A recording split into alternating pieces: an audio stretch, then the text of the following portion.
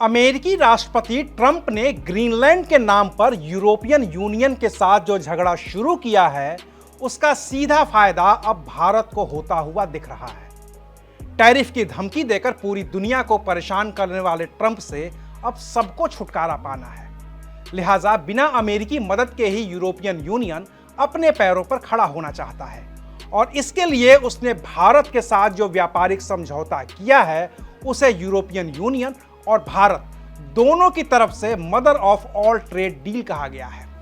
लेकिन सवाल है कि इससे बदलेगा क्या? क्या इससे सच में भारत को कोई फायदा होगा? क्या इस डील की वजह से यूरोपियन यूनियन के देश खुद को अमेरिकी दबाव से मुक्त कर पाएंगे? और क्या ऐसे फैसले करके ट्रंप भी अपने पुराने नेताओं जैसे रिचर्ड निक्सन और फ्रैंकलिन डी रूजवेल्ट की उस कतार में खड़े हो जाएंगे, जिनकी आर्थिक नीतियों ने अमेरिका ही नहीं बल्कि दुनिया को भी परेशान कर दिया था? बदलती हुई जियोपॉलिटिक्स पर क्या अब डॉलर कमजोर होगा? आज बात करेंगे विस्तार से। नमस्कार, मैं हूं अविनाश और आप देख रहे हैं एबीपी लाइव।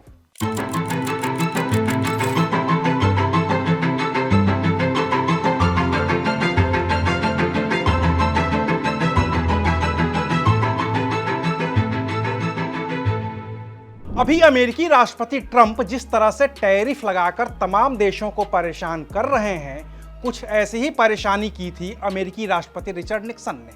तब दुनिया की अर्थव्यवस्था ब्रेटन वुड्स प्रणाली के तहत चल रही थी। इसमें अमेरिकी डॉलर को सोने के साथ जोड़ा गया था, गोल्ड के साथ। सोने को तब $35 प्रति औंस की दर से बदला जा सकता था। जो दूसरे देश थे उनकी मुद्रा डॉलर से जुड़ी थी, यानी कि अगर किसी देश को अमेरिका से सामान खरीदना है तो सामान के बदले वो उसे डॉलर ना देकर सोना भी दे सकते थे, या अमेरिका डॉलर लेकर सोना दे देता था। सब कुछ चलता था। लेकिन 15 अगस्त 1971 को अमेरिकी राष्ट्रपति रिचर्ड निक्सन ने कहा कि अमेरिका अब डॉलर के बदले सोना नहीं देगा।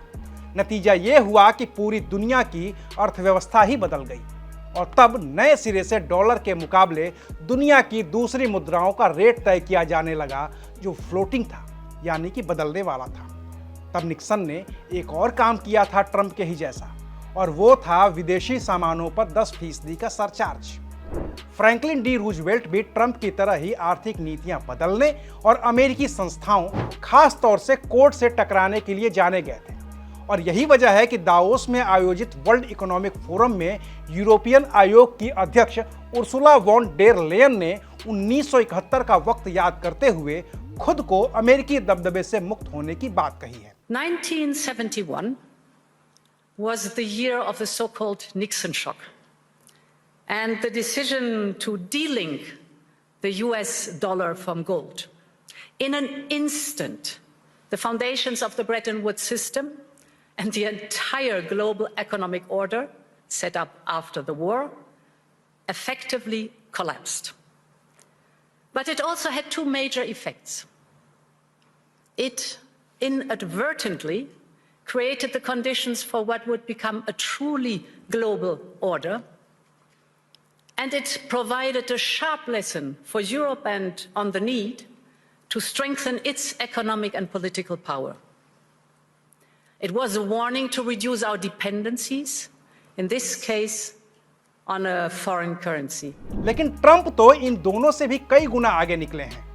उन्होंने मेक अमेरिका ग्रेट अगेन के लिए न सिर्फ पूरी दुनिया को टैरिफ के जरिए परेशान किया, बल्कि अमेरिकी राष्ट्रपति रहे जेम्स मुनरो के डॉक्ट्रिन के साथ थोड़ी छेड़छाड़ करके उसे अपना बनाया और नया नाम दे दिया डोनरो डॉक्ट्रिन। इसमें अपना शुरुआती नाम रखा और मुनरो के आखिरी नाम को इस्तेमाल कर नया नाम बनाया और कहा कि अब अमेरिका पश्चिमी गोलार्ध, यानी कि वेस्टर्न हेमिस्फेयर का सर्वे सर्वा बनेगा।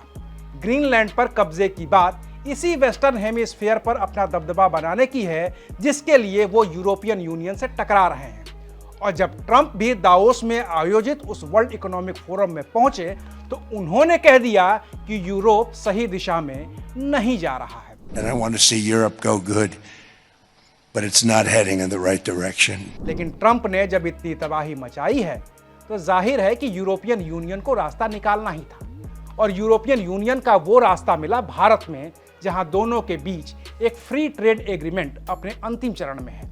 भारत की ओर से कैबिनेट मंत्री पीयूष गोयल ने इसे मदर ऑफ ऑल ट्रेड कहा है, तो यूरोपियन आयोग की अध्यक्ष उर्सुला वॉन डेर लेयन ने भी इसे मदर ऑफ ऑल ट्रेड ही कहकर बुलाया है। Right after Davos, the next weekend, I will travel to India. But we are on the cusp of a historic trade agreement. Indeed, some call it the mother of all deals. समझौता कितना मजबूत है और कितना कारगर है, इसका अंदाजा इसी बात से लगाया जा सकता है कि यूरोपीय आयोग की अध्यक्ष उर्सुला वॉन और यूरोपियन परिषद के अध्यक्ष एंटोनियो कोस्टा भारत के गणतंत्र दिवस यानी कि 26 जनवरी के समारोह के मुख्य अतिथि हैं। ऐसे में सवाल तो ये बनता ही है कि भारत और यूरोपियन यूनियन ट्रेड डील कर भी लेंगे तो ट्रंप को फर्क क्या पड़ेगा? इसका जवाब इसी डील में है। डील से जो हासिल होगा उसे जरा ध्यान से सुनिएगा। इस समझौते के जरिए दुनिया की लगभग 25% जीडीपी एक साथ आ जाएगी जो मिलकर कारोबार कर रही होगी। इस समझौते के जरिए दुनिया के करीब 2 अरब लोगों का बाजार एक साथ आ जाएगा। भारत पर टैरिफ लगाकर जिस एक्सपोर्ट को अभी ट्रंप ने प्रभावित किया है उसके लिए भारत को नया बाजार मिलेगा। इसके जरिए भारत का कपड़ा, चमड़ा, आभूषण और हस्तशिल्प का सामान यूरोपीय देशों में बिल्कुल ड्यूटी फ्री पहुंचेगा, जबकि अभी इसके लिए 10% का टैक्स लगता है। ट्रेड डील फाइनल होगी तो ये टैक्स हट जाएगा। यूरोप से जो सामान भारत आता है जैसे European wine, spirits, dairy product, automobile sector जैसे कार और महंगी बाइक्स, उन पर इंपोर्ट ड्यूटी कम हो जाएगी तो उनकी कीमत भारत में सस्ती हो जाएगी। ट्रेड डील होगी तो भारत के आईटी प्रोफेशनल्स और दूसरे स्किल्ड लोगों का यूरोप जाना, वहां काम करना और पैसे कमाना आसान हो जाएगा, क्योंकि ट्रेड डील के बाद नियम इतने सख्त नहीं रह जाएंगे। और यह डील बस इसी मामले तक सीमित नहीं होगी, बल्कि जब भारत और यूरोपियन यूनियन के बीच कारोबार बढ़ेगा, रिश्ते और सहज होंगे, तो फिर रक्षा सौदे से लेकर साइबर सिक्योरिटी, मैरीटाइम सिक्योरिटी और आतंकवाद के खिलाफ भी अच्छी खासी मदद मिलेगी। यानी कि फायदा ही फायदा, यूरोपियन यूनियन को भी और भारत को भी। लेकिन इसमें ट्रंप का घाटा क्या है, अमेरिका का घाटा क्या है, समझना तो इसको भी पड़ेगा। क्योंकि भारत और यूरोपियन यूनियन डील करें और ट्रंप को कोई फर्क भी ना पड़े तो फिर क्या फायदा इतनी बड़ी डील का? तो ट्रंप पर असर तो होगा, और कैसे, चलिए जरा इसको भी समझते हैं। अभी तक ग्लोबल ट्रेड की जो करेंसी है वो है डॉलर। किसी को कुछ खरीदना हो तो डॉलर में, किसी को कुछ बेचना हो तो डॉलर में। दुनिया में जितना भी कारोबार होता है उसका 80% से भी ज्यादा कारोबार डॉलर में ही होता है। जबकि यूरोपियन यूनियन के जो 27 देश हैं उनमें से 20 देश डॉलर नहीं बल्कि यूरो में अपना सामान बेचते खरीदते हैं। अगर इस ट्रेड डील के जरिए यूरोपियन यूनियन और भारत एक दूसरे की मुद्राओं के साथ खरीदारी करने लगें तो फिर डॉलर पर निर्भरता कम होगी। यूरोप सामान बेचे तो भारत रुपए में खरीदेगा, भारत सामान बेचेगा तो यूरोप यूरो में खरीदेगा, और तब दुनिया की करीब 1/4 जीडीपी के लिए डॉलर की जरूरत सीमित हो जाएगी। ऐसे में यूरो भी मजबूत होगा और रुपया भी, तो डॉलर की दादागिरी कम तो होगी। बाकी भारत भी अपने तई डॉलर के दबदबे से खुद को फ्री करना चाहता है, तभी तो यहां वोस्ट्रो अकाउंट की शुरुआत हुई है। रिजर्व बैंक ऑफ इंडिया ने विदेशी बैंकों से कह दिया है कि वो भारत में स्पेशल रुपी वोस्ट्रो अकाउंट खोलें। इससे भारत रुपए में ही कारोबार करेगा, यानी कि अगर भारत को किसी देश से कुछ खरीदना है तो वो देश भारत को रुपए में ही सामान बेचेगा, और इसी रुपए का इस्तेमाल करके वो देश भारत से अपने लिए जो सामान चाहिए वो खरीद लेगा।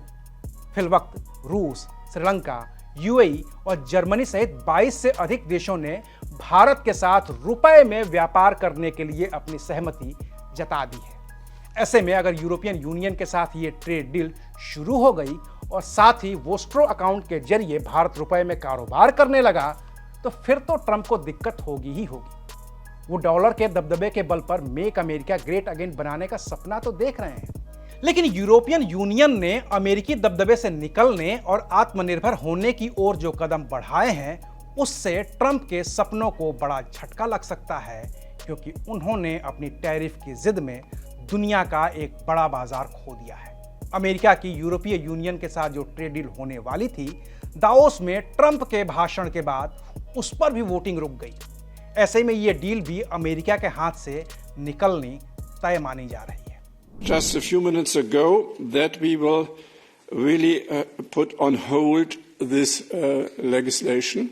It's totally clear that there was a breaking of the Scotland deal by President Trump, announcing 10% tariff for European goods starting at the 1st of February and 25% if Greenland is not going to the United States in June. I guess he is now using tariff as a coercive instrument. बाकी आपको क्या लगता है? क्या भारत और European union के बीच हुई trade deal का ट्रंप पर कोई असर पड़ेगा?